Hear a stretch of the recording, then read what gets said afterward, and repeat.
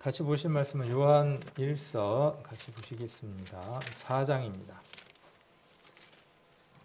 찾으셔도 되고 앞에 있는 화면을 보셔도 될 것 같습니다. 지금 요한 1서를 같이 쭉 나누는 그런 시간을 갖고 있습니다. 오늘은 4장 11절에 나와 있는 말씀, 사랑하는 자들아 하나님이 이같이 우리를 사랑하셨은즉 우리도 서로 사랑하는 것이 마땅하도다 하는 이 말씀을 가지고 함께 또 우리에게 주어진 것들을 배워보려고 합니다. 제목은 11절에서 성도에게 마땅한 것이라고 한번 제목을 정해봤습니다. 답은 이미 나와 있죠. 뭐죠? 성도에게 마땅한 것이 뭡니까? 4장 11절에서는 서로 사랑하는 겁니다. 이 서로 사랑하는 이것은요, 누구나 할 수 있는 것이 아닙니다. 이 서로 사랑하는 것은 하나님의 자녀로 부르심을 받은 사람, 하나님의 자녀의 권세를 받은 사람에게만 주어지는 특권입니다.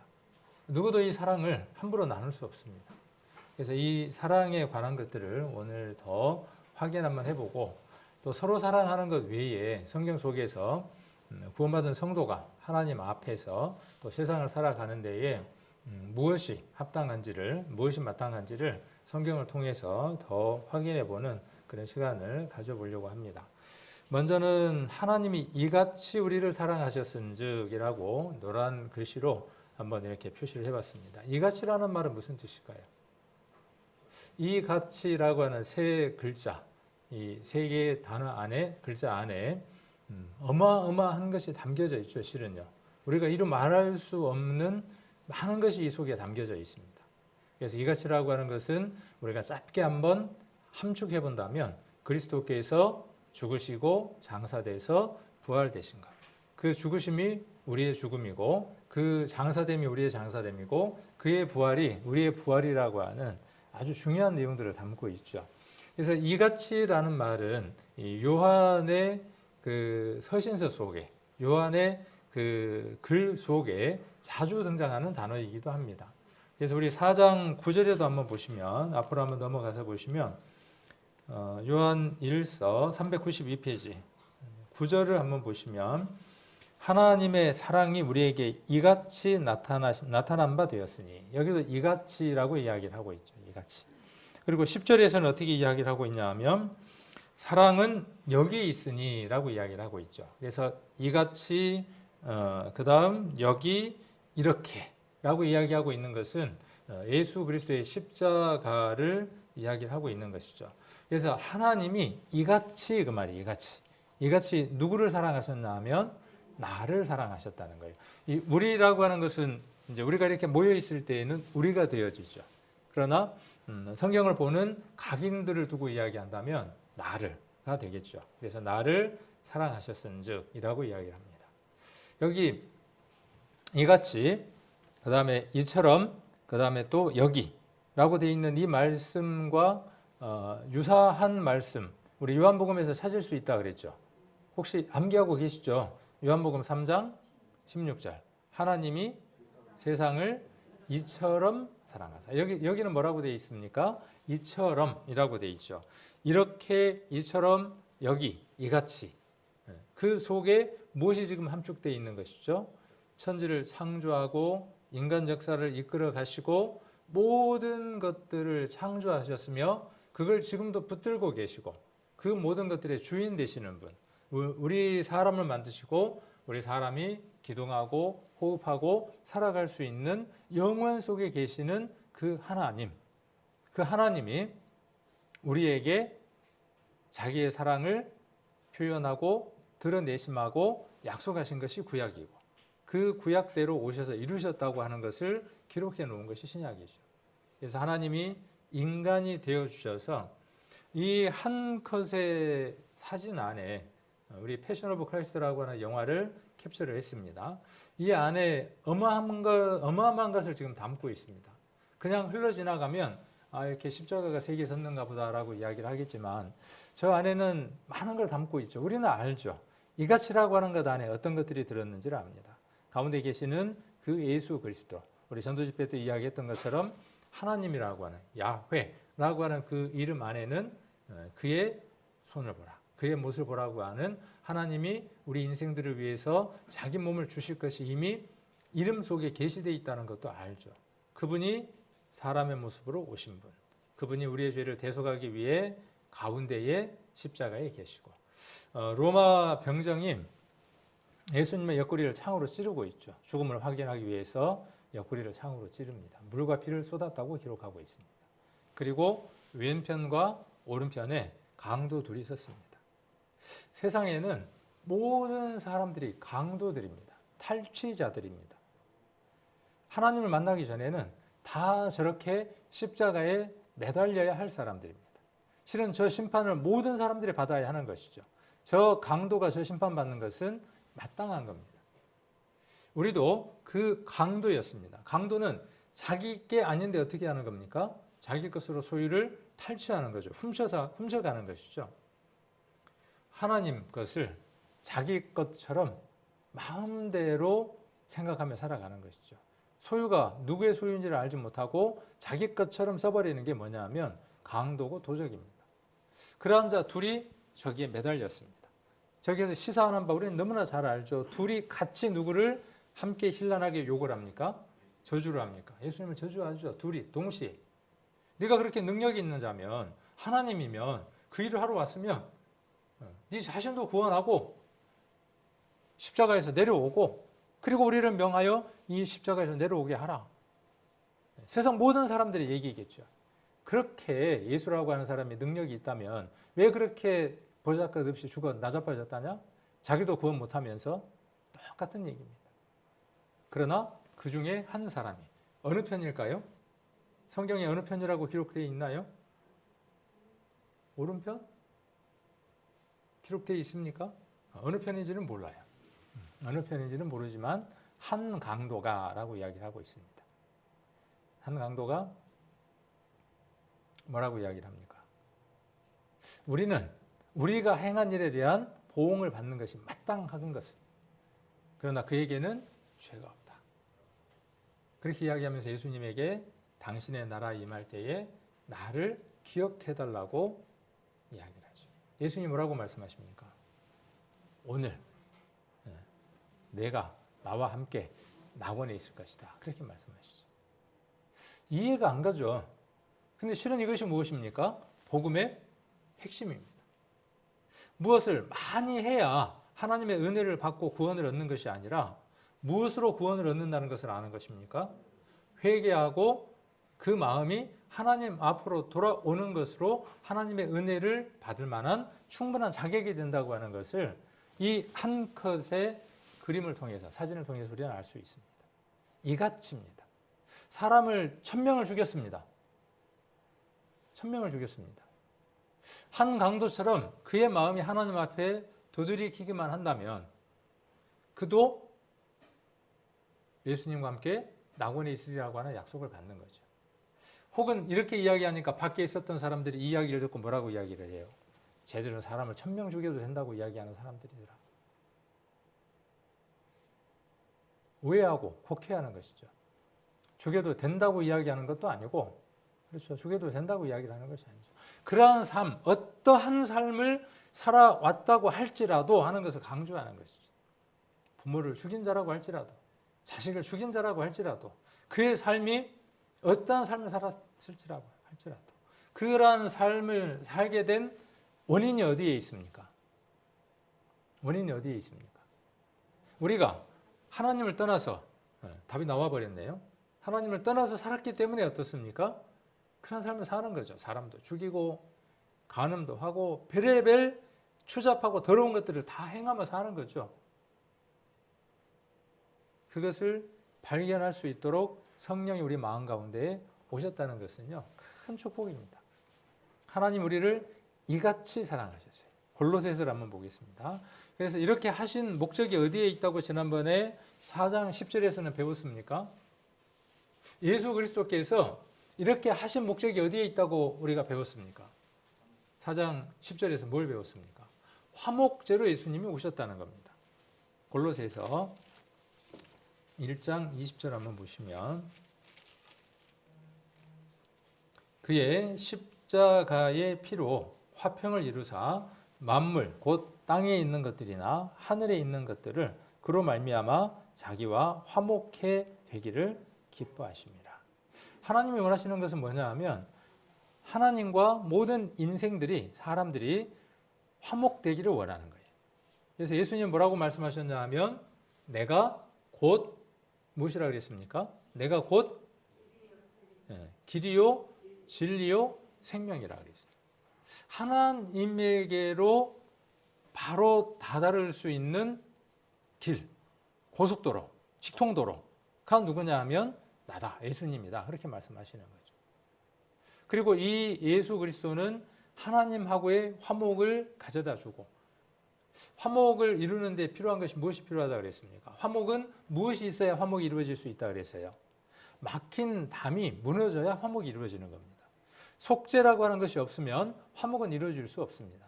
하나님과 화목하려면 반드시 그 사람은 무엇이 이루어져야 되느냐 하면 죄의 값이 치러지는 속죄라고 하는 그 일이 먼저 이루어져야 합니다. 그래서 속죄나 화목이나 같은 단어이다라고 하는 것을 우리가 지난번에 살펴보는 시간을 가졌습니다. 그래서 하나님께서 우리에게 원하시는 것은 하나님하고의 관계가 회복되어지고 그 다음 어떤 관계가 회복되어지기를 원하는 거죠? 우리가 사람하고의 관계가 회복되기를 원하는 거죠. 하늘과 땅 사이의 길이 되고 사람과 사람 사이의 길이 되어 화목하게 하시는 분이에요. 그러니까 하나님하고의 화목된 사람은 사람하고의 관계가 어떻게 되어지는 사람이냐 하면 트러블을 만들어내는 사람이 아니라 갈등을 만들어내는 사람들이 아니라 화목하게 하는 사람이죠. 그 화목은 무엇을 궁극적으로 이루어내겠습니까? 하나님하고의 관계를 화목하게 만들어주는 거죠. 우리가 세상 사람들과 화목하려고 하는 이유가 어디에 있습니까? 화평하려고 하는 이유가 어디에 있습니까? 갈등을 갖지 않으려고 하는 이유가 어디에 있습니까? 저는 우리 성도님들하고의 관계 속에서 갈등을 안 만들고 싶어요. 그런데 그게 되든가요? 잘 안 돼요. 그래서 제가 오죽하면 고슴도치의 사랑, 호저의 사랑이다 그렇게 이야기를 했죠. 고슴도치가 서로 사랑해요. 사랑하는 거리가 가까워지면 가까워질수록 어때요? 고슴도치가 서로 껴안아. 한번 생각을 해보세요. 고슴도치가 껴안습니다. 껴안으면 껴안을수록 어때요? 상처 주고 찔리고 피가 나고 그렇죠. 우리 사람의 관계는 그렇습니다. 그러나 그 안에 누가 계시다면요. 예수 그리스도가 계시고 하나님이 계시다면 그 상처받은 관계들 속에서 무엇을 만들어낼 수 있느냐 하면 치유와 화목을 만들어낼 수 있다는 거죠. 그 능력을 누구에게 주신 거예요? 우리에게 주신 겁니다. 그 보혈로 말미암아 우리에게 주신 겁니다.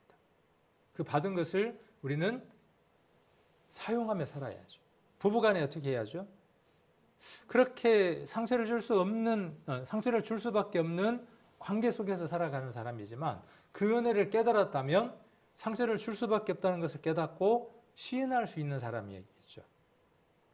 나는 인생은 그럴 수밖에 없는 존재야. 내가 그렇게 하려고 애를 쓰지 않지만 나는 본능적으로 그렇게 당신을 아프게 하고 힘들게 하고 괴롭게 할 수밖에 없는 인생이야.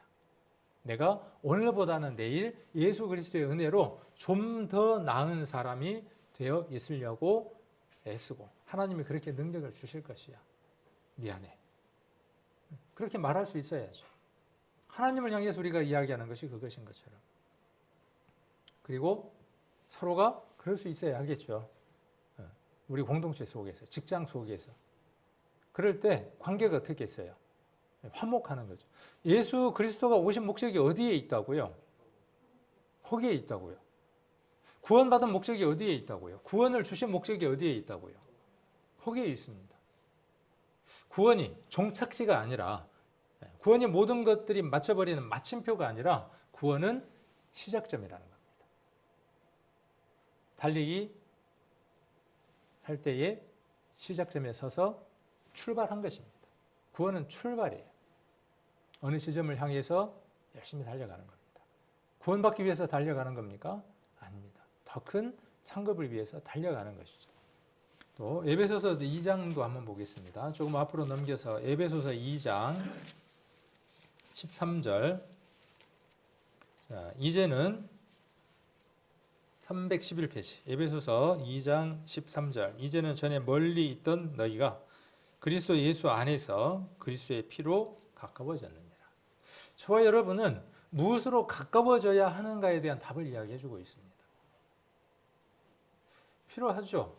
우리는 외부로부터 안으로 점진적으로 들어가고 관계를 갖기 때문에 많은 육체적인 관계도 가져야 합니다. 스킨십도 필요하고 밥을 먹는 것도 필요하고 그런 눈에 보이는 것들도 분명히 필요합니다.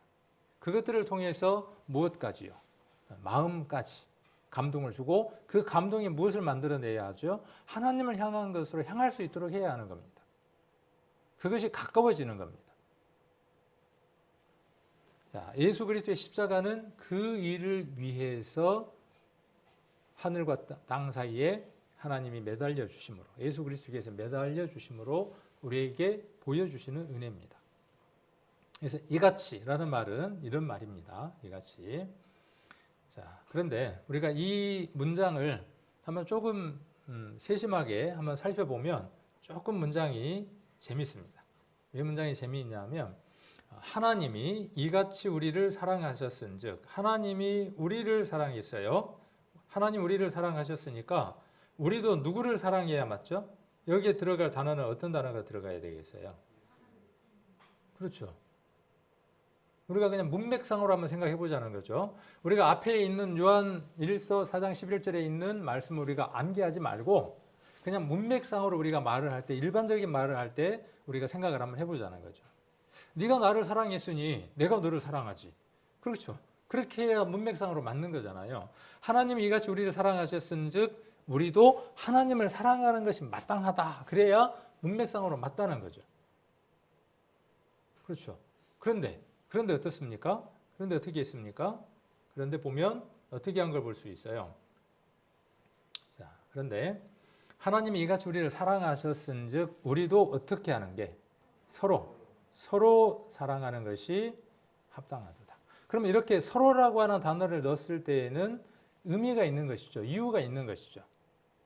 요한이 하나님이라고 쓸 줄 몰라서 그렇게 썼겠냐는 거예요. 서로라고 이렇게 쓴 데에는 그만한 이유를 갖고 있다는 거죠.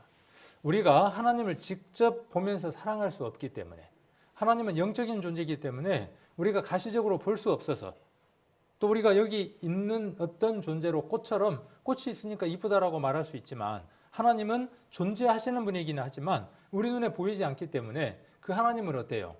우리가 생각하는 그런 방법들로 사랑을 나눌 수 없다는 거예요. 자, 형제간의 사랑을 통해서 그러면 어떻게 표현하는 겁니까? 하나님의 사랑은 어떻게 나타나야 하는 겁니까? 어떻게 증명되어야 되는 겁니까? 그 보이지 않는 하나님의 사랑을 받았고 내가 하나님을 사랑한다고 하는 그 증명을 무엇으로 드러내 보일 수 있다는 겁니까? 서로라고 하는 것으로 드러내 보일 수 있다는 거예요. 형제간의 사랑을 통해서 하나님께 대한 사랑을 증명할 수 있다는 겁니다. 사랑은 성도 간의 사랑은 서로 사랑하라고 하는 이 새로운 계명은 처음부터 주신 계명이기도 하지만 이 계명은 우리 안에 들어오게 되고 그 사랑은 하나님을 향한 사랑을 드러내는 증명이다 그 말이에요.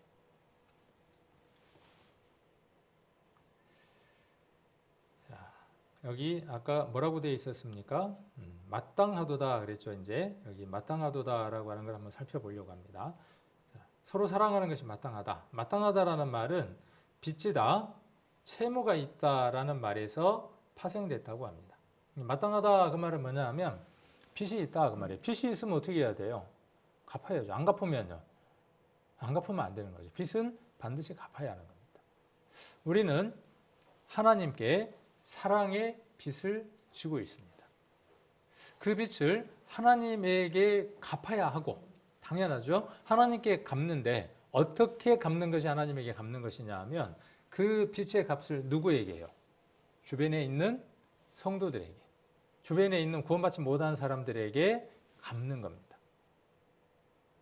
빚은 누구에게 졌지만 빚은 하나님께 졌지만 예수 그리스도에게 보혈의 빚을 졌지만 구원이라고 하는 그 빚을 졌지만 우리는 그 빚을 이제 누구에게 갚는 겁니까? 형제에게 구원받지 못한 사람에게 갚는 겁니다. 그렇게 갚는 것이 하나님을 사랑하는 표라는 것이죠. 그런 의무가 채무가 누구에게 있다는 겁니까? 여러분에게 있습니다. 세상 사람은요. 세상 사람은 없어요. 그 의무가 없어요.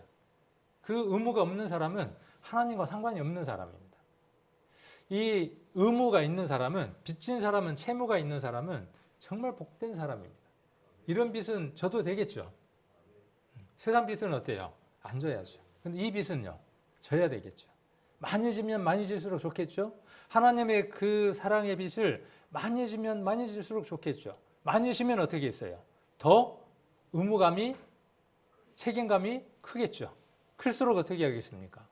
더 많이 그 사랑을 드러내고 나누려고 애쓰겠죠. 성경 안에서 이 빚을 가장 크게 인식하고 이 빚을 갚으려고 애썼던 사람이 누굽니까? 바울입니다. 믿음의 선진들입니다. 무엇까지 내어놓을 만큼요. 요한 1서에서 이야기하고 있는 것처럼 형제를 위하여 목숨을 내어놓으면 이에 더 큰 사랑이 없다. 그렇게 이야기한 것처럼. 내가 목숨을 주어서 내 민족이 구원받을 수 있다면 가져가라 그 말이에요. 그 사랑, 하나님의 사랑이 어떻게 되어진 거죠? 드러난 거예요. 나타나 보인 거예요. 사람들은 뭘 보고 하나님의 사랑을 알 수 있을까요? 그 사람이 사랑을 받았는지, 하나님의 사랑을 받았는지 안 받았는지, 빚진 자인지 어떻게 아느냐 하면 그가 어떤 삶을 살아가는가를 보면 안다는 거예요. 돈을 사랑하고 쾌락을 사랑하고 일락을 좋아한단 말이에요. 씹고 뜯고 맛보고 즐기는 걸 좋아한단 말이에요. 그러면서 말은 뭐라고 이야기하느냐 하면 하나님이 최고래. 자기 살아가는 걸 보니까 뭘 최고로 하는데 돈이 최고고 자기 취미가 최고고. 그런데 사람들 눈에 분명히 어떻게 보여져요? 사람들 눈에 어떻게 보이냐 하면 그렇게 보여. 놀 때 보면 자기보다 더 잘 놀아. 그런데 말은 뭐라고 이야기하느냐 하면 그 입에서 하나님의 사랑을 이야기한다는 거죠. 그러면 동의할 수가 없고 그대로 구원을 얻게 할 수가 없죠. 자, 우리는 채무가 있습니다. 그래서 이 채무가 어떤 채무, 마땅히 해야 할 일들이 어떤 것들이 있는지를 몇 가지를 성경을 통해서 살펴보는 시간을 갖자고 아까 말씀을 드렸습니다. 그래서 서로 사랑하라는 계명은 그리스도인의 선택사항이 아니에요. 옵션이 아니에요. 해도 되고 안 해도 되는 게 아니라 필연적인 의무입니다. 하나님의 사랑을 체험하고 하나님의 사랑을 체험하고 사랑의 하나님 안에 거하면서 사랑의 사귐을 가지는 자라면 사랑이라는 말, 하나님이라는 말이 계속 반복되니까 그렇죠? 하나님의 사랑을 체험했어요. 하나님 안에 거하고 있어요. 그 다음에 하나님과 사귐을 갖고 있어요. 자, 그런 사람이라면 마땅히 뭐가 나타나야 된다는 거죠? 마땅히 뭐가 나타나야 돼요? 형제를 사랑해야 된다 그 말이에요. 자매를 사랑해야 된다 그 말이에요. 형제 자매를 사랑하는 것이 마땅하다 그 말입니다. 그래서 그 마땅한 것, 사랑하는 것이 있는데 그 사랑하는 것과 함께 어떠한 것들이 성도들의 그 삶으로서 마땅한가 하는 것들을 좀 더 살펴보는 시간을 가져보려고 합니다. 자, 첫 번째가 서로 사랑하는 겁니다. 그럴 때에 성도가 하나님 앞에 마땅한 삶을 살고 있다 하는 것이 확인되어집니다.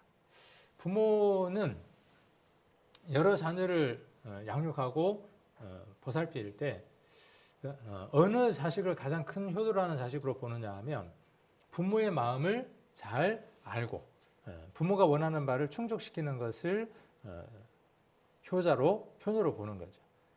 형제간들이 많을 때 서로 형제간들이 잘 챙기면 어떻습니까? 서로. 지금은 뭐 형제간들이 하나밖에 없잖아요. 그러니까 서로 챙기는 게 없어요. 그래서 우리가 성경에 보면 말세의 징조가 쭉 나옵니다. 말세의 징조가 나오는데 지금이죠. 지금입니다. 저는 봤을 때 지금이에요. 그 이전보다 우리가 30년, 40년 전보다 지금 훨씬 더 가까워졌습니다. 많은 것들이 그래요. 지금 뭐 국제적으로 전쟁이 일어나고 있는 것들이라든지 뭐 코로나라든지 이런 거 말할 것도 없고. 그런데 거기에 체크해 볼 수 있는 사인 중에 하나 무엇이냐 하면 천국 복음이 전 세계에 전파되면 끝이 온다 그랬고, 그 다음에 또 하나가 무엇이냐, 불법이 성함으로 많은 사람의 사랑이 식어진다. 그게 말세의 사람들의 심리적인 특성이다. 그렇게 이야기를 하고 있습니다. 불법이 성하기 때문에 많은 사람의 사랑이 식어진다. 구원받은 성도들도 그렇고 세상 사람은 말할 것도 없고 부모 간의 사랑, 그 다음에 남녀 간의 이성 간의 사랑, 그 다음에 부모하고 자식 간의 사랑, 그런 사랑들이 어때요? 점점 식어져 가는 겁니다. 그런 시대에 우리가 살아가고 있습니다. 그래서 우리는 하나님의 사랑 안에서 형제 자매와 서로 사랑을 나누고 살아가면 형제의 어려운 것들을 채우고 형제가 신앙 안에서 어려울 때, 형제 자매가 어려울 때 그것들을 채울 때 하나님은 어떻게 생각하시느냐 하면 이들이 누구를 사랑한다라고 생각하시는 거죠? 하나님을 사랑한다라고 생각하시는 겁니다. 자, 두 번째가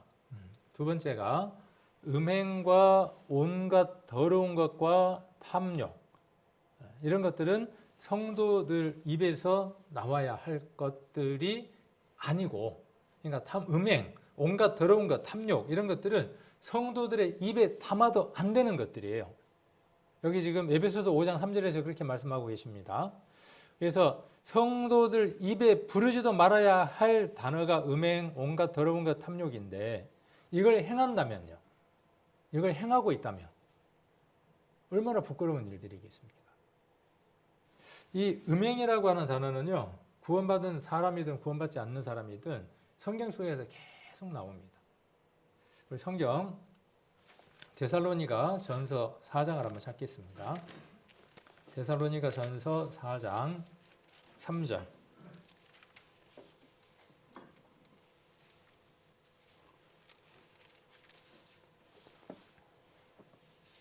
데살로니가 전서 4장 3절입니다. 332페이지. 자, 하나님의 뜻은 이것이니 332페이지 데살로니가 전서 4장 3절. 하나님의 뜻은 이것이니 너희의 거룩함이라. 곧 음란을 버리고 각각 거룩함과 존귀함으로 자기의 아내에 취할 줄을 알고 하나님을 모르는 이방인과 같이 세욕을 쫓지 말고. 여기에서 지금 에베소서 5장 3절에서 이야기하는 음행이라고 하는 것은요. 세상 사람들에게 지금 말하고 있지 않다는 거예요. 누구에게 말하고 있는 것이냐 하면 구원받은 교회에게, 성도에게 말하고 있는 겁니다. 이 음행이라는 말이. 그리고 지금 여기 데살로니가 전서도 마찬가지입니다. 성도들에게 지금 말하고 있는 겁니다. 하나님은 거룩함을 원하신다. 무엇에 있어서도, 부부간의 관계에 있어서도 거룩함을 원하신다. 그렇게 말씀하고 계시는 겁니다. 데살로니가 전서 4장에.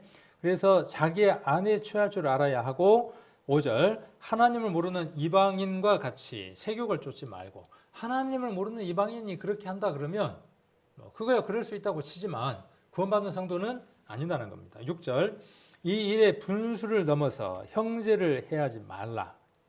이 말이 무슨 말일까요? 이 일의 분수를 넘어서 형제를 해하지 말라. 말이 좀 어렵죠? 이 말은 무슨 말이냐 하면 이런 겁니다. 우리 교회 안에 부부간의 교회를 나오죠. A 부부, B 부부, C 부부, D 부부가 옵니다. 그런데 보니까 어느 부부가 어느 부부를 볼 때 어느 형제가 어느 부부의 형제가 어느 자매를 보았을 때 자기 자매보다 훨씬 나아 보이는 거예요.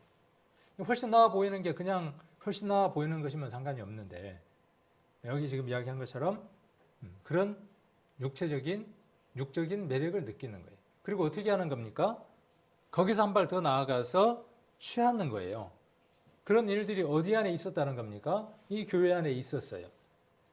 그것을 그의 아내를 취하는 것을 누구를 해하는 것으로 지금 이야기하고 있느냐 하면 그의 형제를 해하는 것과 동일하다. 한 몸이기 때문에 그렇게 말하고 있는 겁니다. 그러니까 교회 안에 있을 수 있는 일인 거예요. 고린도 교회가 그랬던 것처럼 계모를 취하는 형제가 있었던 것처럼 있을 수 있는 일이죠. 있을 수 있는 일이고 우리도 그런 간접 경험들을 갖고 있죠. 어느 교회에 그런 일들이 있어서 문제들이 생겼던 것들을 기억하고 있습니다. 그럴 수 있는 가능성 안에 우리가 살아가기 때문에 그렇습니다. 그래서 우리가 말씀 안에 있지 않고 성령에 이끌리지 아니하면 우리는 언제든 어떤 죄를 범할 수 있는, 성경에 기록되어 있는 그 모든 죄들을 범할 수 있는 나약한 인간이라는 것. 그래서 누가 필요하다는 것. 오늘도 누가 필요하다는 거예요. 예수님이 필요해서 나를 붙들어 주시지 않으면 언제든 죄의 유혹에서 자유로울 수 없다는 것입니다. 이 일에 분수를 넘어 형제를 해하지 말라. 이는 우리가 너희에게 미리 말하고 증거한 것과 같으니 이 모든 일에 주께서 신원하여 주심이라.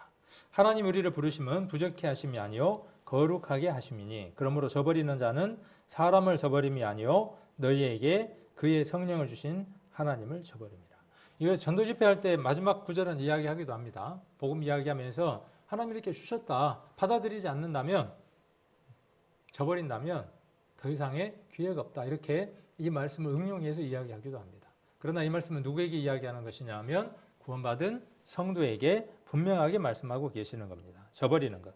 우리 안에 거룩하게 할 수 있는 말씀이 있고 그렇게 하지 말아야 한다고 하는 메시지가 분명히 있음에도 불구하고 그것을 저버린다면 우리는 거룩할 수 없는 겁니다. 성령이 그 일들을 우리 안에서 하게 하시는 거죠. 성령의 음성을 거절하는 것, 저버리는 것은 하나님을 저버리는 것과 동일합니다. 크게는 그렇고 적게는 어떨까요? 형제 자매에게 내가 도움을 주는 것. 그 형제가 잘 안 보여. 어려워. 그럴 때 우리가 전화 한 통화하는 것. 그것 내 생각일까요? 주님이 주신 생각일까요? 대체로 내가 하기 귀찮은 것들은 주님이 주신 음성일 때가 많더라고.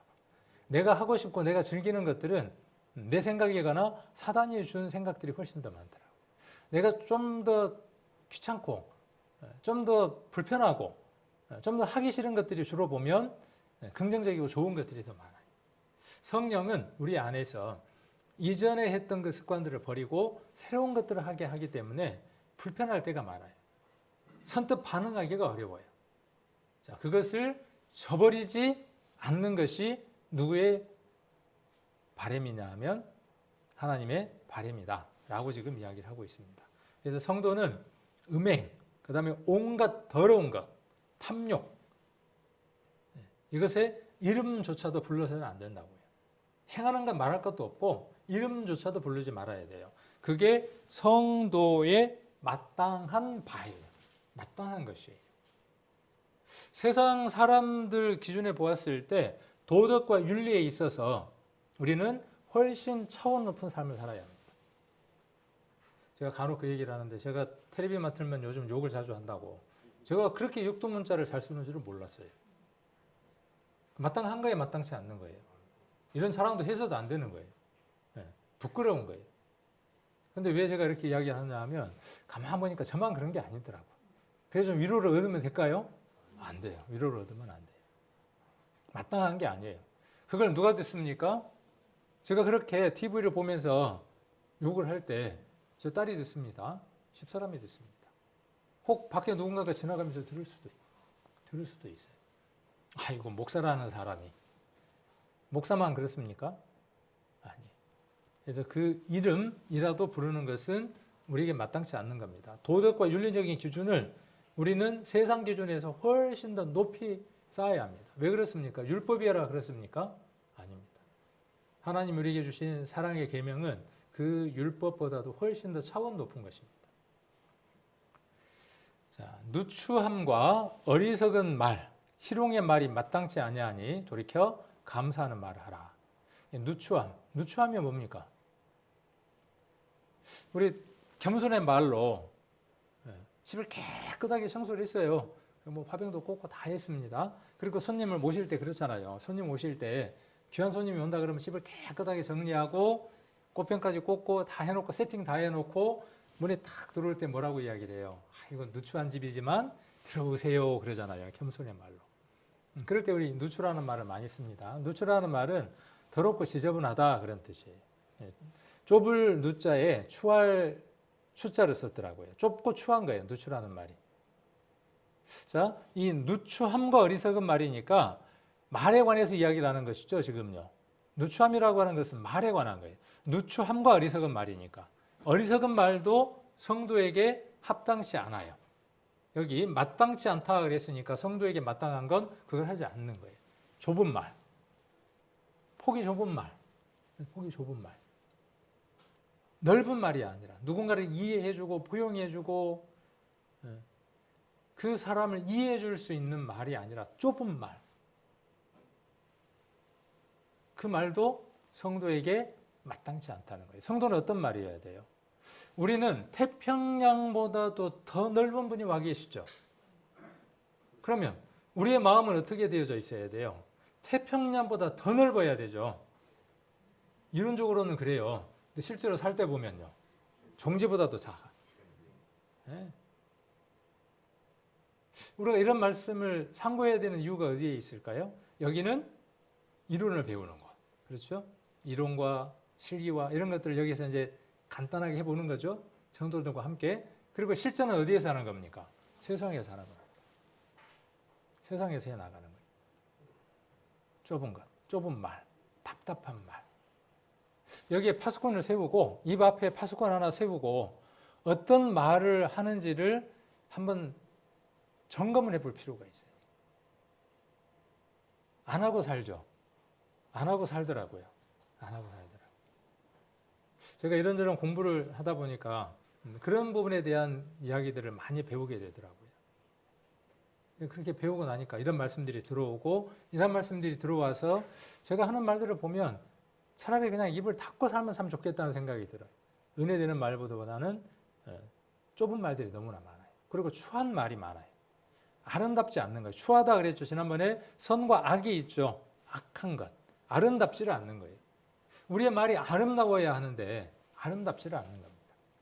어리석은 말. 어리석은 거는 뭐 당연히 알 거고 아실 것이고 그 다음에 희롱의 말이 뭘까요? 희롱. 성희롱 그러잖아요. 노인네 희롱 뭐 이렇게 이야기하잖아요. 희롱이라는 말은 희롱이라는 한자를 한번 살펴보니까 자기 마음대로 가지고 놀다 그런 뜻이에요. 놀 희자예요. 놀 희자. 그러니까 상대방을 자기 마음대로 갖고 놀고자 하는 거예요. 데리고 노는 거예요. 그러니까 성희롱이니까 성적으로 어떻게 하는 거죠? 상대방을 그렇게 가지고 노는 거예요. 말로. 노인을 어떻게 하는 겁니까? 그렇게 하는 것이죠.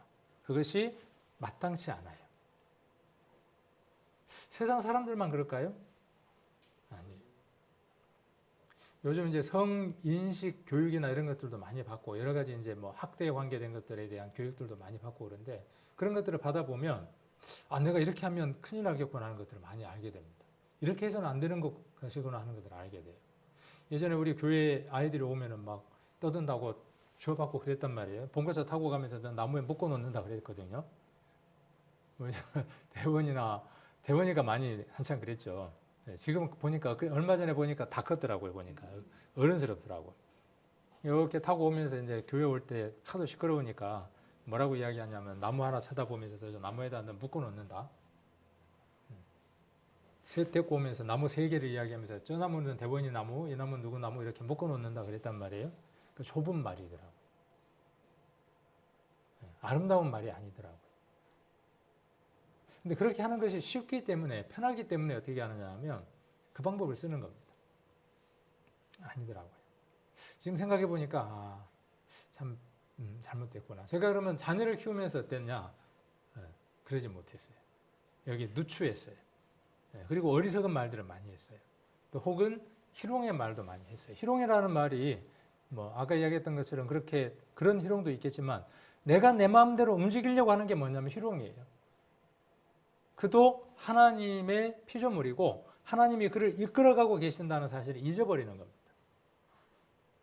내가 원하는 대로 그 아이에게 말하는 거예요. 이렇게 해야지 저렇게 해야지 상대방에게. 그게 희롱의 말입니다. 더러운 말과 어리석은 말과 상스러운 농담은 여러분에게 어울리지 않습니다. 오히려 여러분은 감사에 찬 말, 감사한 말을 하는 겁니다. 그러니까 성도에게 마땅한 건 뭐겠습니까? 감사. 비가 억수같이 쏟아져서 다 젖었어요. 누추함과 어리석은 말과 희롱의 말은 뭘까요? 그냥 우리가 일상적으로 하는 말들이었을 거예요. 감사의 말은요. 그 감사의 말을 하려면 내가 왜 그렇게 비를 잔뜩 맞았는가에 대한 생각들과 그 이유들을 한번 생각을 해봐야 할 겁니다. 그래야 뭐가 나와요? 그렇지 않으면 감사의 말이 나오지 않습니다. 우리 삶에 대한 인과를, 원인과 결과를 생각해 보지 않으면 절대 감사의 말이 나오지 않습니다. 하나님의 임재하심과 하나님의 함께하심을 시인하지 않으면 감사의 말은 나오지 않습니다. 이것이 구원받은 성도에게 마땅한 겁니다. 감사의 말. 옛날에 미고사축 기억하시나요? 미고사축. 뭔가 모르시나요? 미안해요. 고마워요. 사랑해요. 그 다음 축복합니다. 미고사축이라는 말처럼 좋은 게 없습니다. 한번 우리도 실천해보게 해요. 모든 사람들에게 한번 실천해보게 해요. 미안합니다. 고맙습니다. 사랑합니다. 사랑합니다. 잘 안 되는 것 같아요. 부모님에게 특히나 당연한 걸로 생각하고 사랑합니다라는 말이 잘 안 되는 것 같아요. 우리 어머니에게도 제가 사랑합니다라는 말을 잘 못하고 안 했던 것 같은데 오늘 이 자리를 빌어서 온라인으로 이 예배에 참석하셨을 우리 어머니에게 영상편지로 어머니 사랑합니다 하고 이렇게 마음을 한번 전해봅니다. 예, 집에 가서도 내야 될 텐데 쑥스러워가. 그죠? 쑥스럽죠. 예, 쑥스러워요. 얼굴이 좀 빨개지죠 제가. 예. 그래서 처음 힘들어요. 맞아요. 예, 그 다음 축복합니다. 하나님의 은혜가 당신에게 넘쳐나기를 원합니다 하는 이 말. 예, 돈도 드는 것도 아니고 그런데 이런 빌, 그 다음 뒤에는 생략, 막 그러잖아. 다 했네 결국은. 그렇게 합니다. 우리 이쪽에서 제일 많이 쓰는 말 중에 하나가 뭐가 있어요? 지하고 엑소도 많이 쓰고 염하고 엑소도 많이 쓰잖아요. 그냥 써요. 근데 그 말의 어원들을 살펴보면 아주 형식한 말들이에요. 그래서 이런 말들을 우리가 한번 잘 생각해 볼 필요가 있어요. 그래서 감사의 말들을 할 수 있는 성도가 마땅한 겁니다. 자, 네 번째로 우리 강한 자가 마땅히 연약한 자의 약점을 담당하고 자기를 기쁘게 하지 아니할 것이라.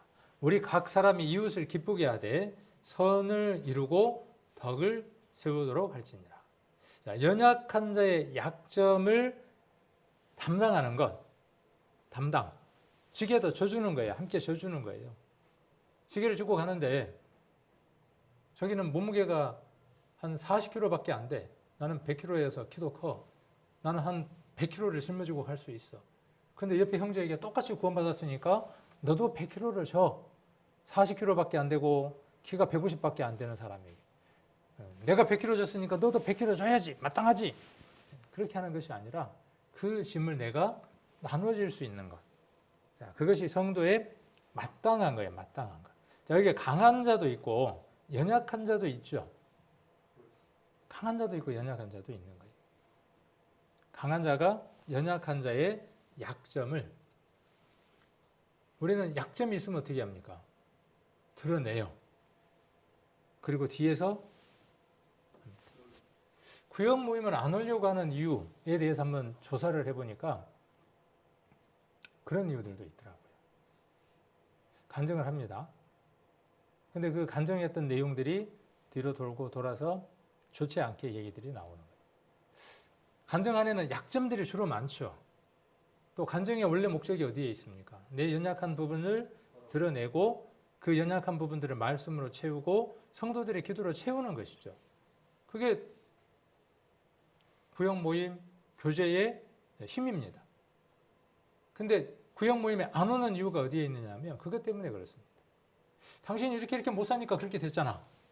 이 말씀이 당신 안에 들어있지 않으니까 그렇잖아. 언제 그랬냐면 제가 그랬어요. 제가 이전에 쭉 둘러 모아서 교제를 하거나 그러면 그 교제하는 것들을 이렇게 적어 놓습니다. 알려가게 해놓고 제 차례가 오면 다 답을 내려줍니다. 자매님 그건 있잖아요. 이렇게 해야 돼요. 말씀에 이렇게 돼 있고요. 필요해요? 필요치 않아요?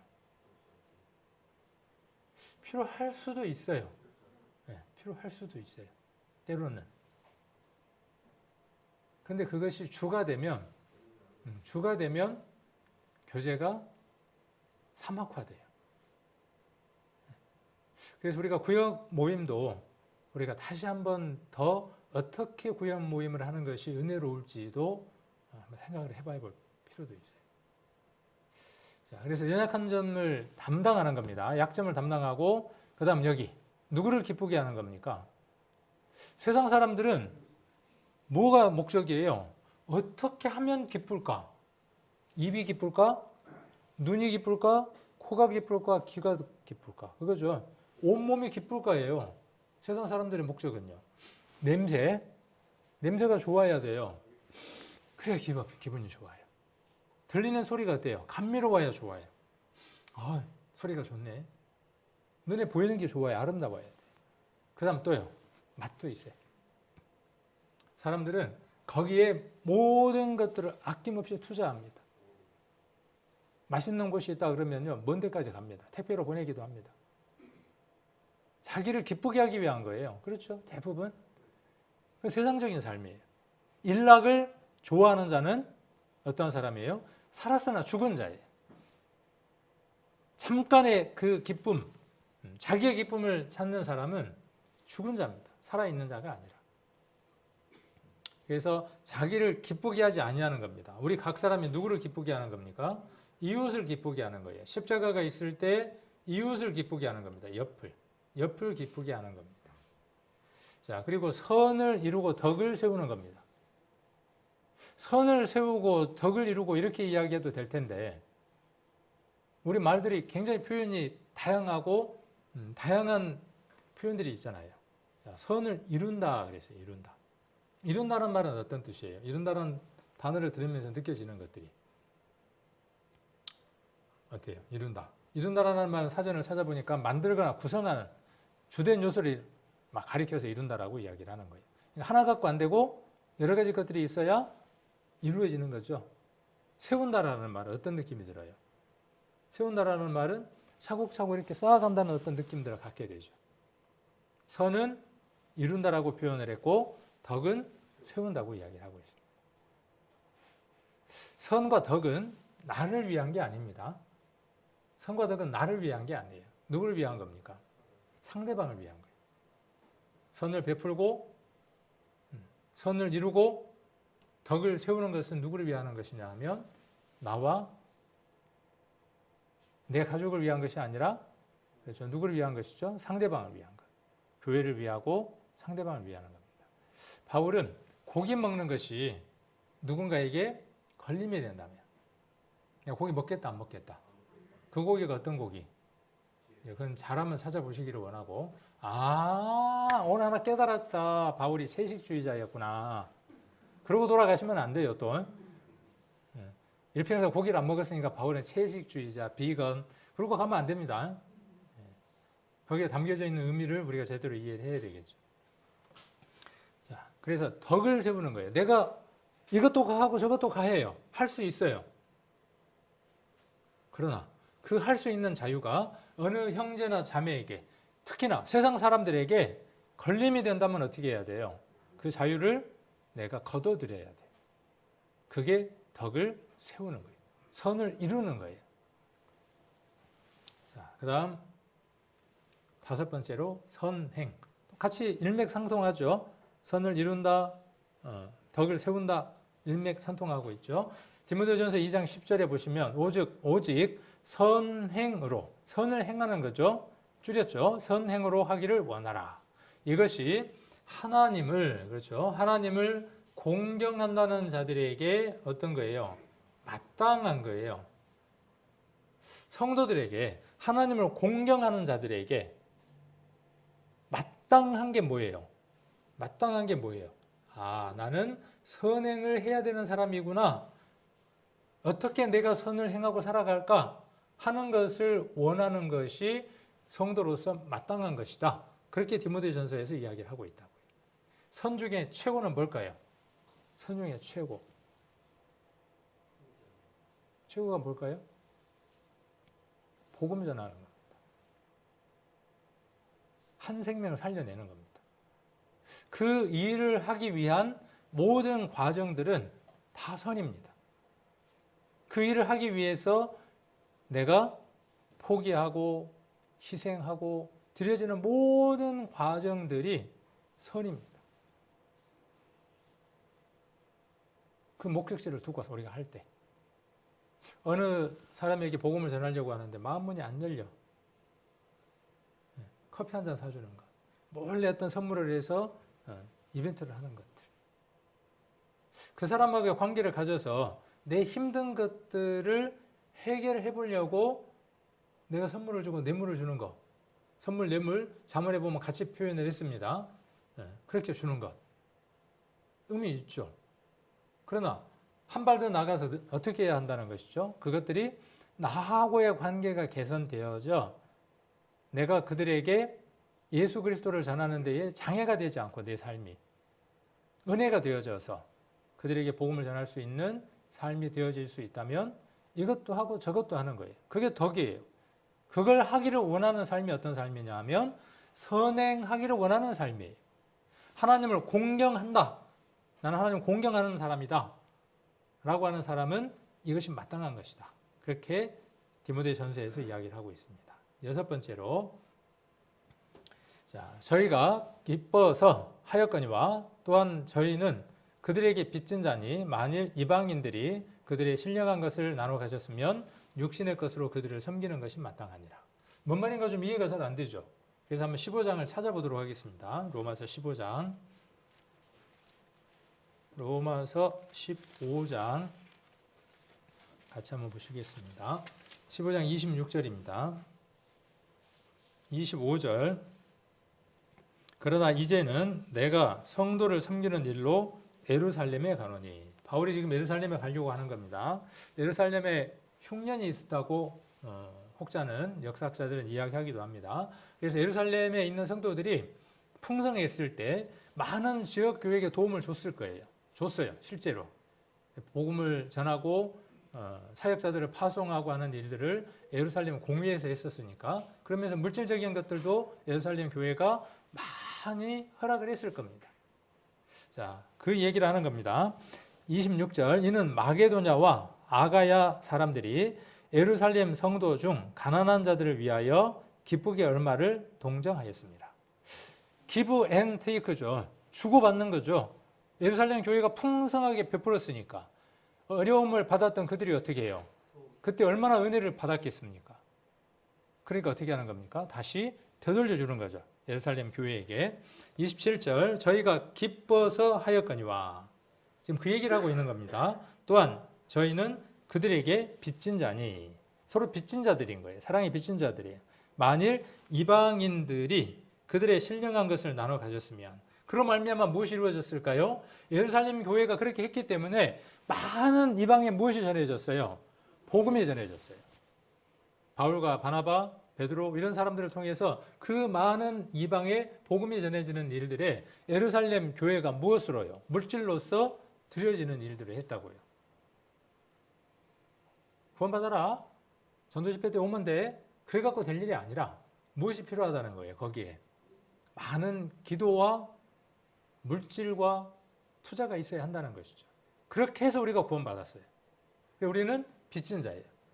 복음의 빚진 자이고 먼저 앞선 믿음의 선진들의 그 사랑의 빚진 자들이에요. 그걸 어떻게 하는 것이 마땅하죠? 우리도 당연히 어떻게 해야 됩니까? 갚아야죠.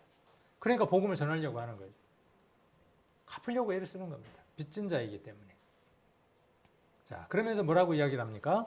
그들의 신령한 것을 나누어 가졌으면, 서로 구원받았으면 그 말이에요. 육신의 것으로 그들을 섬기는 것이 마땅하니라. 예루살렘 교회가 힘들 때 너희들이 돕는 것이 마땅하고, 예루살렘 교회가 여러 지역에 복음이 전해질 때 물질로 돕는 것이 마땅하다. 그렇게 지금 이야기를 하는 겁니다. 현대인의 성경, 그들은 기쁜 마음으로 헌금을 했습니다만 사실은 예루살렘 성도들에게 빚진 사람들입니다. 이 글을 읽으니까 조금 이해가 되죠. 자, 이방인들이 유대인들의 영적인 축복을 나누어 가졌다면 유대인들에게 지금 말하고 있는 거죠. 마땅히 물질로 그들을 도와야 합니다. 구원받았으니까 성도들 간에 어떻게 해야 된다는 거예요? 물질? 하나님이 채우시니까 기도 열심히 해. 그래갖고 된다고요? 안 된다고요? 아니, 그 어려움을 무엇으로요? 그것을 내게 보여주셨어요. 저 형제에게 보여준 게 아니라 내게 보여주셨어요. 그럼 어떻게 하는 겁니까? 내가 하는 겁니다. 쉬울까요? 어려울까요? 대체로 어려워요. 하고 나면 어떨까요? 다음에 또 하고 싶을까요? 안 하고 싶을까요? 그 수학 문제를 한 문제 풀 때요. 그리고 그 문제를 풀고 난 뒤에 답을 딱 하나 얻었을 때 애들이 기쁨을 누린다네요. 확 기쁨이 온대요. 그래서 그 뇌에 있는 성분을 분석을 해보니까 마약을 맞을 때와 비슷한 성분들이 나온대요. 그 마취제 있잖아요. 흥분제. 뇌를 흥분하는 물질이 어떤 것을 성공해냈을 때, 문제를 풀었을 때 안에서 쫙 솟구침이 올라온대요. 근데 성경을 읽으면서 성경 속에서 하나님의 말씀을 깨달으면서 기쁨이 오잖아요. 그게 옵니다. 그러니까 성경을 또 보게 돼요. 송이꿀처럼 더 달아요. 근데 뭐도 그러냐 하면 선행도 마찬가지예요. 한 번 선행을 하면요, 그 선행이 또 다른 선행을 불러옵니다. 지난번에 어디 뭐 산에 그 지게꾼 나오더라고요. 일평생 번 돈 1억을 계속 나누더라고요. 자기 사는 것도 힘들어요. 왜 했냐? 자기보다 힘들게 사는 사람들이 그것으로 말미암아 딛고 일어서는 그 기쁨들을 보았기 때문에 자기가 더 기쁜 거예요. 한 번 하니까 어때요? 계속 하는 거예요. 전주인가 어디에 매 해가 되면 그 A4 박스에다가 돈을 담아다가 그 주민센터에다 두고 가잖아요. 우리 교회 앞에다 두고 가면 우리가 잘 쓸 텐데 복음을 위해서. 주민센터에다 매년 두는가는 모르겠어요. 그 금액이 어마어마하더라고요. 몇 년 동안 꾸준히 하더라고. 참 아쉬워요. 그분이 구원받았으면 우리 교회 앞에다 딱 두고 갈 텐데 복음에 잘 쓸 텐데. 왜 그러겠습니까? 그걸 해보지 않는 사람의 기쁨이 간이니. 지난번에 그 피자집 청년 한번 이야기했었죠. 그 청년의 선행이 어떻게 돼요? 또 다른 선행을 불러오고 그 선행이 또 다른 어떤 선행으로 오고. 우리 교회도 마찬가지입니다. 그렇게 우리가 물질로 도울 때 연약한 자들이 일어섭니다. 그리고 그 연약한 자들이 또 다른 사람들을 돕는 것을 보았을 때 우리는 우리 머릿속에 이루 말할 수 없는 기쁨이, 환희가 우리 머릿속을 치고 돌아다니는 겁니다. 가슴은요, 터져버릴 것 같고. 자, 7번째. 사도행전 5장 29절입니다. 베드로와 사도들이 대답하여 가로되 사람보다 하나님을 순종하는 것이 마땅하니라. 자, 사람보다 하나님을 순종하는 것이 마땅한 거예요. 성도는 이거 말할 필요가 있어요, 없어요? 그럴 때 하는 말이 뭐라 그래요? 물론. 물로 된 논, 물론. 그 논인가요? 아니에요. 물론이에요. 자, 하나님을 순종하는 것은 사람을 순종하는 것 해야 돼요, 안 해야 돼요? 우리는 이런 문자들을, 이런 글들을 보면서 어떻게 우리가 이해하냐 하면, 아, 사람은 순종할 필요가 없구나. 바른 이해예요, 바르지 않는 이해예요? 바르지 않는 이해예요. 자, 사람은 외모를 보거니와 나 여호와는 중심을 보느니라. 그러니까 사람은 뭐 필요 없다는 거예요? 외모 필요 없구나. 그렇게 이해합니다. 그 말씀이. 아닙니다. 사람에게는 외모로 다가가야 해요. 사람은 내 의사와 내 마음에 있는 것을 어떤 것으로 이해하느냐 하면 내 행동으로밖에 이해할 수밖에 없어요.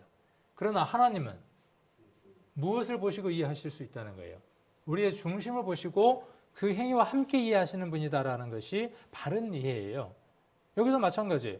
사람 순종할 필요 없다. 어느 교단이 그렇게 가르치죠.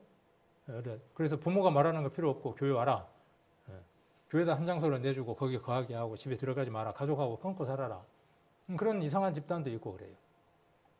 아니에요. 자, 사람보다 라고 이야기했을 때 비교급이잖아요. 그러니까 사람에게 순종해야 돼요. 마땅히 우리가 순종해야 할 대상들이 있습니다. 하나님의 권위 속에서, 하나님의 말씀 속에서 우리가 순종해야 할 대상이 있어요. 그래서 아내는 남편에게 순복하고 남편은 아내를 사랑하고 그 이치 속에서 살아가야 하는 거죠. 부모와 자식 간의 관계도 마찬가지예요. 그렇게 하나님이 정해 주셨어요. 그런 비교급에서 하나님을 순종하는 것이 마땅하다는 거예요. 누구 순종하는 것처럼요. 여기 비교급이니까 사람도, 보이는 사람에게 그렇게 순종하는 것처럼 하나님에게도 어떻게 해야 된다는 거죠? 마땅히 순종해야 한다는 거예요. 마땅히 순종해야 된다. 그렇게 말하고 있습니다. 자, 순종이라는 말을 우리가 헬라어의 글자를 한번 찾아보면 우리가 순종 그러면 어떤 뜻이에요? 순종, 복종 그러면 우리 단어가 가지고 있는 의미가 있고 이 성경이 기록됐을 때의 의미들이 있을 거 아니에요. 그 의미들을 가지고 한번 생각을 해보자는 겁니다. 그래서 우리 단어로는 그냥 복종, 순종이지만 단어가 어렵네요. 페이달케오, 헬라어로 페이달케오. 우리 복종이라는 말도 두 개의 단어가 합쳐진 거죠. 한 개의 단어가 아닌 것처럼. 그런 것처럼 이 헬라어도 두 개의 단어가 합쳐졌어요. 스트롱 번호 우리 기억하시죠? 수요일날 공부했을 때 헬라어 3982번하고 757번이 합쳐져서 만들어진 글자가 3980번이에요. 그래서 이 글의 의미는 무엇이냐 하면 확신을 가지게 되다 하는 페이도라고 하는 글자와 지배하다 하는 알코라고 하는 두 개가 합쳐져서 만들어진 단어입니다. 이걸 단어, 나눠져 있는 단어를 하나의 단어로 합쳐보면 순종이라는 말은 확신을 가지게 된 것, 확신을 가지게 글자가 빠졌네요. 그죠? 제가 타이핑을 하면서 글자 하나가 빠졌어요. 오타가 있습니다. 확신을 가지게 된 것에 지배를 당하는 상태를 가리켜서 순종이라고 합니다. 여러분은 무엇을 확신합니까? 예수 그리스도께서 나를 위해서 죽으셨다는 그 사실에 확신을 갖고 있죠. 그 확신에 지배당하는 삶이 순종입니다. 말씀에 지배당하는 삶을 살아가는 것이 순종입니다. 하나님 말씀에 지배를 당하는 겁니다. 하나님 말씀을 이해하고 알았고 머릿속에만 담겨져 있는 삶이 아니라 그 말씀이 나를 누르는 거예요. 그 말씀이 나를 지배하는 겁니다. 나를 통제하는 겁니다. 그게 무엇이냐 하면 순종하는 겁니다. 이게 성도의 마땅한 삶이에요. 그런 삶이 아니다 그러면 성도는 성도인데 성도답게 살고 있지 않는 겁니다. 누가복음 15장 32절 잘 아는 말씀이죠. 이 내 동생은 죽었다가 살았으며 내가 잃었다가 얻었기로 우리가 즐거워하고 기뻐하는 것이 마땅하다. 성도는 기뻐하고 즐거워해야 돼요. 성도가 세상 사람처럼 세상 사람도 요즘 그렇게 안 살더라고. 근데 어떤 면으로 보면 성도들이 근심이 더 많기는 해요. 그렇죠. 세상 사람보다 근심이 더 많죠. 그러나 우리 속 사람은 어떻게 해야 되죠? 그 눌림, 근심 그것 말고 하나님 안에서 어떻게 해야 됩니까? 즐겁고 기뻐해야 돼요. 우리를 근심하게 하는 그 이유들이 무엇 때문이에요? 죽어 있는 것 때문에 그러죠. 그렇죠? 무엇 때문에 우리가 근심입니까? 내 자식이 죽어 있고 내 어머니가 죽어 있고 내 부모가 죽어 있고 주변에 있는 사람들이 죽어 있기 때문에 얼굴이 막 찡그려져 있는 거잖아요. 기도가 나오는 것이죠. 우리가 힘든 이유가 무엇 때문입니까? 우리와 함께 했던 성도가 우리와 같이 교제를 나누었던 그들이 세상으로 갔기 때문이죠. 함께 했지만 잃어버렸어요. 10개의 드라크마였지만 그 중에 하나가 사라져버렸어요. 100마리의 양이었지만 그 중에 한 마리의 양이 사라져버렸어요. 잃어버렸어요. 자, 그랬다가 얻었어요. 그러면요, 즐겁고 기쁘겠죠. 여러분들 무엇을 얻으려고 하십니까? 무엇을 얻으려고 하십니까? 저는 이거더라고요, 이거. 공부를 더 하려고 하는 것도, 내가 건강을 더 챙겨야 하는 것도, 내가 물질적인 것을 좀 더 쌓아야 하는 것도 이거더라고요. 잃어버린 것을 얻기 위한 것이더라고요. 건강하면 못하더라고요. 건강하지 않으면 못하더라고요. 제가 목이 안 좋거든요. 점점점 목이 안 좋아져가요. 그러면 못하잖아요. 그죠? 할 수가 없어요. 스피치를 할 수가 없어요. 그러면 관리를 해야 되죠. 여러분들의 건강도 마찬가지입니다. 제 건강이 중요한 것처럼 우리 성도님들의 건강도 잃어버린 자를 얻기 위한 겁니다. 그리고 죽은 자를 살리기 위한 겁니다. 1억을 투자해서 한 사람이 살 수 있다면 어떻게 하시겠습니까? 내가 1억을 빚을 낼 수 있는 능력이 있으면 빚도 내지 않겠습니까? 이렇게 말하면서 교회에다가 헌금을 요구하는데 갖다 바치는 교회들도 있죠. 아무런 의미도 없고 실제로 그렇게 이루어지지 않는데도 불구하고 그들은 미혹의 영에 휩쓸려서 그렇게 합니다.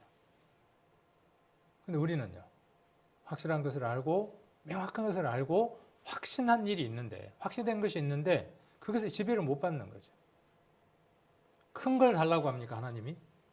아니에요. 빚내라는 얘기도 아니고 목숨을 내어놓으라는 것도 아니에요. 하나님이 지금 우리에게 허락해 주신 것들, 나눠주신 것들, 그것들로 죽은 자들을 살리고 잃어버린 것을 얻게 하려고 하는 거죠.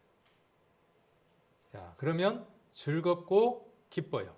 성도가 이렇게 즐겁고 기뻐하는 것이 마땅한 겁니다.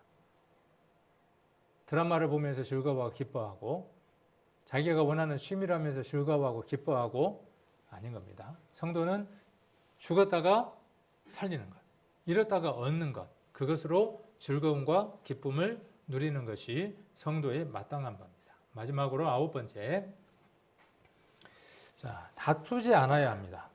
마땅히 디모데후서 2장 24절 26절 마땅히 주의 종은 다투지 아니하고 모든 사람을 대하여 온유하며 가르치기를 잘하며 참으며 거역하는 자를 온유함으로 징계할지니 혹 하나님이 저희에게 회개함을 주사 진리를 알게 하실까 하며 저희로 깨어 마귀의 올무에 벗어나 하나님께 사로잡힌 바 되어 그 뜻을 쫓게 하실까 함이라.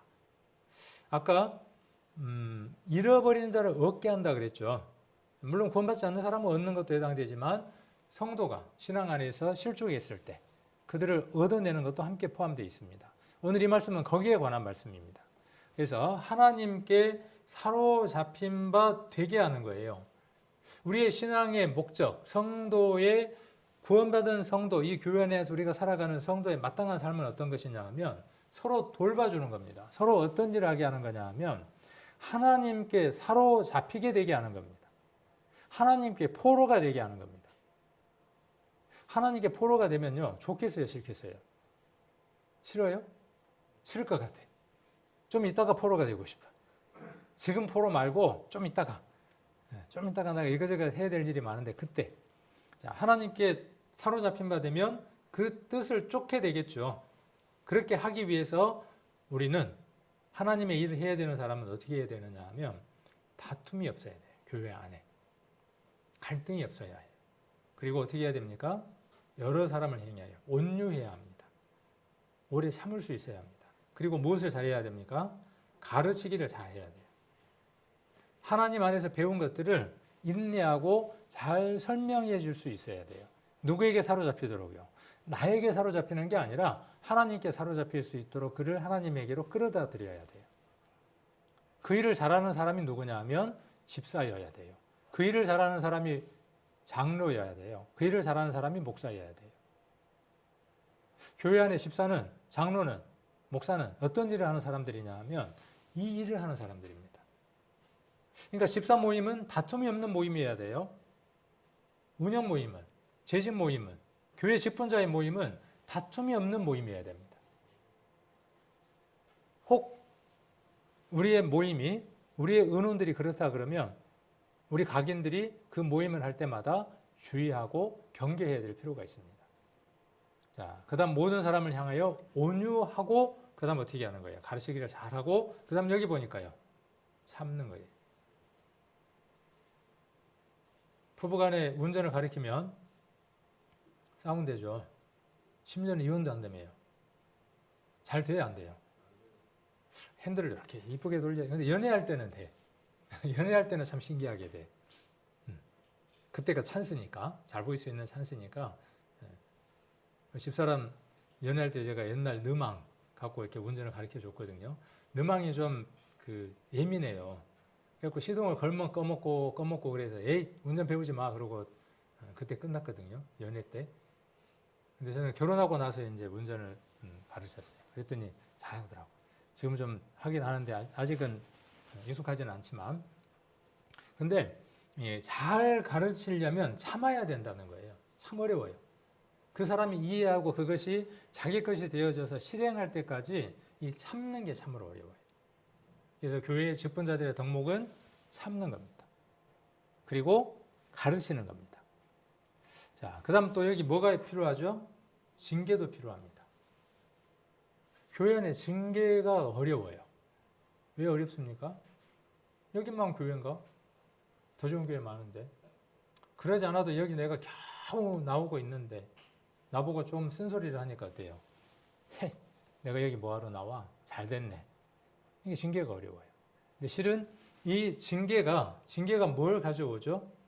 징계가 뭘 가져옵니까? 뒤에 보니까 하나님이 저희에게 회개함을 주사 진리를 알게 하실까? 징계는 어떤 목적으로 하는 겁니까? 징계는 하나님 앞으로 돌이키게 하기 위해 징계를 하는 겁니다. 내 마음에 안 맞아서 징계를 하는 게 아니라 그가 하나님을 떠나서 다른 곁길을 가고 있기 때문에 그를 하나님 앞으로 끌어오게 하기 위한 한 방편으로 징계를 하는 겁니다. 그러면 그 징계에 분이 있겠습니까? 분을 내고 하겠습니까? 목소리가 높아지겠습니까? 아니에요. 간절함으로 하는 겁니다. 지금의 자녀들의 양육의 방법이 이렇게 바뀌었더라고요. 옛날에 우리는 자녀들을 어떻게 키웠냐면, 다는 아니지만 우리는 화가 나면 얘를 막 뭐라 그래요. 몇 번 참습니다. 하지 마라. 하지 마라. 뭘 하지 마라도 뭔지 몰라, 애들은. 하지 마라. 하지 마라. 하지 마라니까. 그러다가 하면요. 하지 마라 그랬지. 그러고요. 그게 아이를 양육하는 겁니까? 훈계하는 겁니까? 아니에요. 교회도 마찬가지예요. 교회도 그 양육과 훈계의 방법이 어떻게 바뀌어야 되느냐 하면, 하나님이 그에게 무엇을 말씀하시는가를 내가 대변하는 겁니다. 나지막한 목소리로, 차분한 목소리로, 사랑이 가득 담겨 있는 목소리로. 제가 진작 이걸 알았으면 딸한테 그렇게 했을 텐데. 그런데 되게 쉬워요, 어려워요? 익숙해져 있기 때문에 참 어려워요. 그래서 성도의 마땅한 바라고 배워야 할 만큼 중요한 내용들이라는 것이죠. 그래서 우리 성도님들의 삶들 안에 이렇게 성도에게 마땅한 것들이 참으로 많습니다. 한두 가지가 아닙니다. 성경을 읽으면 발견하게 됩니다. 그리고 내가 잘못되어 있는 것들을 고칩니다. 성경을 안 읽으면요, 안 됩니다. 또 그나마 예배에 참석하면 어때요? 이런 자극을 받기라도 하죠. 예배에 참석 안 하면요, 이곳에 오면 자극이 좀 더 큽니다. 그런데 어디에서 보면요, 온라인으로 보면요. 저도 자가격리 때 수요일날 예배 참석 한번 해봤거든요. 전사님이 그날 하셨었는데 어떤 자세였을 것 같아요, 제가? 예, 잘 하시네요. 바른 자세로 옷을 장갈하게 갈아입고 메모장을 들고 그렇게 하는 것이 마땅한 거죠. 마땅한 거예요. 그런데 집에서 하면 그 마땅한 것이 안 돼요. 어려워요. 그래서 어떻게 하는 겁니까? 성도는 함께 모일 때 이렇게 오는 것이 마땅한 거예요. 코로나 여러 가지 어떤 조건들은 우리에게 장애가 되지 않아요. 방법을 찾으면 되는 거예요. 수요일 우리 성도님들이 이렇게 빼곡하게 앉으면 좋을 텐데 수요일 어떻습니까? 성도가 수요일날 예배에 참석하는 것이 마땅한 거예요. 그런데요, 다른 건 마땅한 게 있는 거예요. 지금 마침 해야 될 일이 있는 거예요.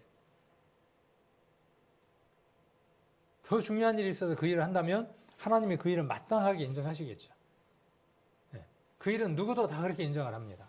그러나 그것이 습관적이고 늘 변함없는 그 삶들은 우리가 변화가 필요합니다. 그래서 작은 것들부터 우리가 교회에서 해나가자 그랬죠. 작은 것들. 성경 말씀 꾸준히 읽는 것, 달력 보고 꾸준히 읽는 것. 매일 작은 시간이지만 시간 내서 기도하는 것. 그렇죠? 말씀 보고 기도하고 그다음 무엇입니까? 예배에 참석하는 것. 이런 것들만 기본적으로 이루어져도 그 다음 일들이 더 많이 이루어진다는 것이죠. 우리 성도님들에게 마땅한 것, 여러 가지 것들이 있는 것들을 잘 성경을 통해서 발견하시고 하나님 앞에 섰을 때 잘해다 칭찬받을 수 있는 그런 우리 성도님들의 삶들이 꼭 되시기를 원합니다.